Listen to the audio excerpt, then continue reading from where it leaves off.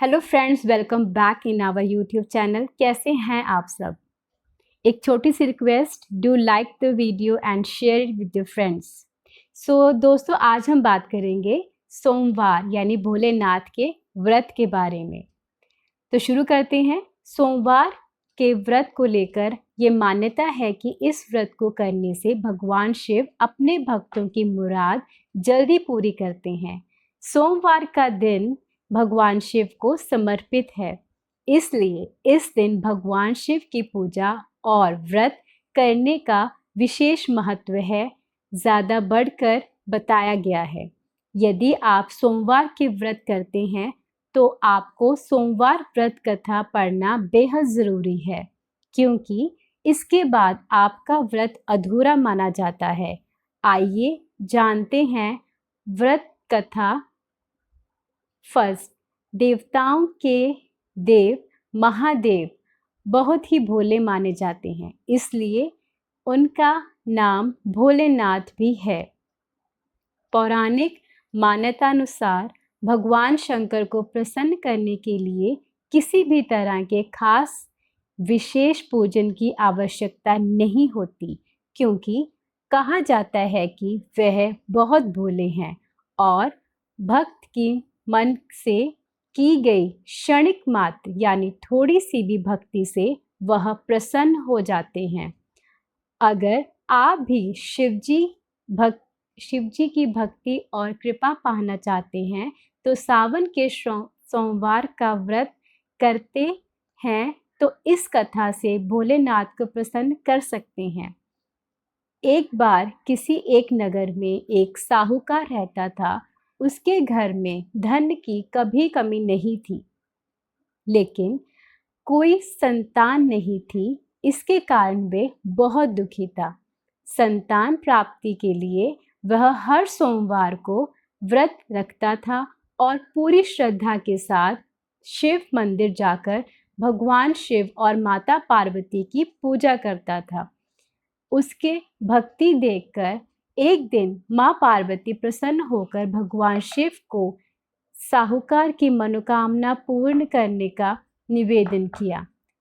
पार्वती जी के आग्रह पर भगवान शिव ने कहा कि हे पार्वती, इस संसार में हर प्राणी को उसके कर्मों का फल मिलता है और इसके भाग्य में जो है वही ये भोग रहा है। लेकिन माँ पार्वती ने साहूकार की भक्ति देखकर उनकी मनोकामना पूर्ण करने की इच्छा व्यक्त की। माता पार्वती के आग्रह पर शिवजी ने साहूकार को पुत्र प्राप्ति का वरदान दे दिया, लेकिन उन्होंने बताया कि यह बालक 12 वर्ष तक ही जीवित रहेगा। माता पार्वती और भगवान शिव की बातचीत को साहूकार ने सुन लिया, इसलिए उसे ना तो इस बात की खुशी थी ना ही दुख। वह पहले ही भ्रांति माँ और शिवजी की पूजा करता रहा। कुछ समय बाद साहूकार ने अपनी पत्नी से एक पुत्र को जन्म दिया। वह उस बालक को 11 वर्ष का जब वो हुआ तो उसे पढ़ने के लिए काशी भेज दिया। साहूकार ने अपने पुत्र को मामा के साथ बुलाकर उसे बहुत सारा धन देकर कहा कि तुम इस बालक को काशी विद्या प्राप्त करने के लिए ले जाओ।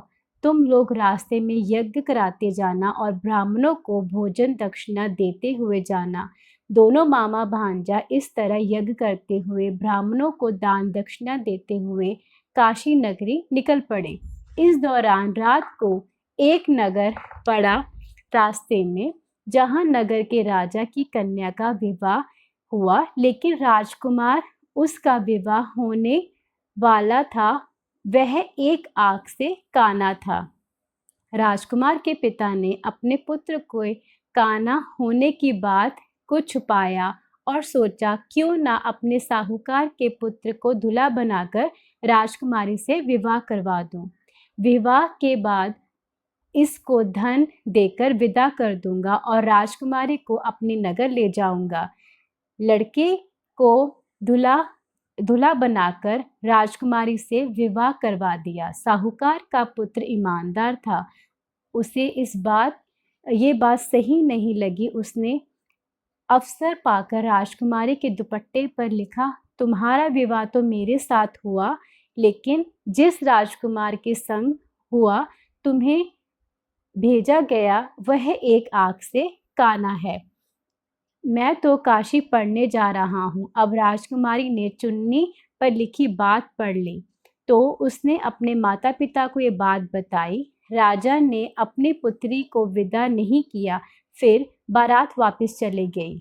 दूसरी ओर साहूकार का लड़का और उसके मामा काशी पहुंचे। वहां जाकर उन्होंने यज्ञ किया।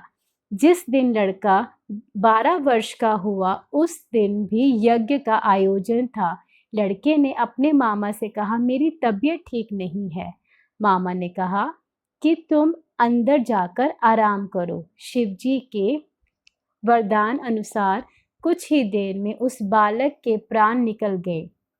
मृत भांजे को देखकर उसके मामा ने विलाप करना शुरू किया। संयोगवश उसी समय शिवजी और माँ पार्वती उधर से जा रहे थे। पार्वती माता ने भोले बाबा से कहा, स्वामी, मुझे इसके रोने के स्वर सहन नहीं हो रहे।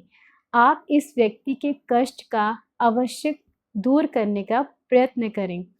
जब शिवजी मृत बालक के समीप गए तो वह बोले कि ये उसी साहूकार का पुत्र है जिसे हमने 12 वर्ष की आयु का वरदान दिया था।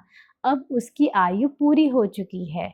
लेकिन मातृभाव से विभोर माता पार्वती ने कहा कि हे महादेव, आप इस बालक को और आयु देने की कृपा करें, अन्यथा उसके वियोग में इसके माता पिता भी तड़प तड़प कर मर जाएंगे।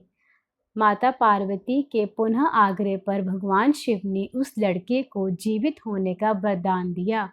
शिवजी की कृपा से वह लड़का जीवित हो गया।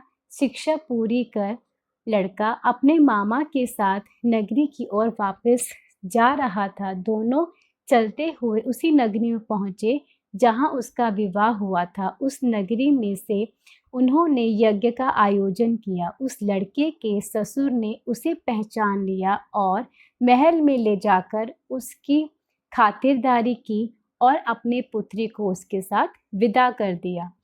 इधर साहूकार ने अपनी पत्नी भूखे प्यासे रहकर बेटे की प्रतीक्षा कर रहे थे। उन्होंने प्रण किया था कि यदि उन्हें अपने बेटे की मृत्यु का समाचार मिला तो वे भी प्राण त्याग देंगे, परंतु अपने बेटे को जीवित देखकर उसका समाचार पाकर वह बेहद प्रसन्न थे।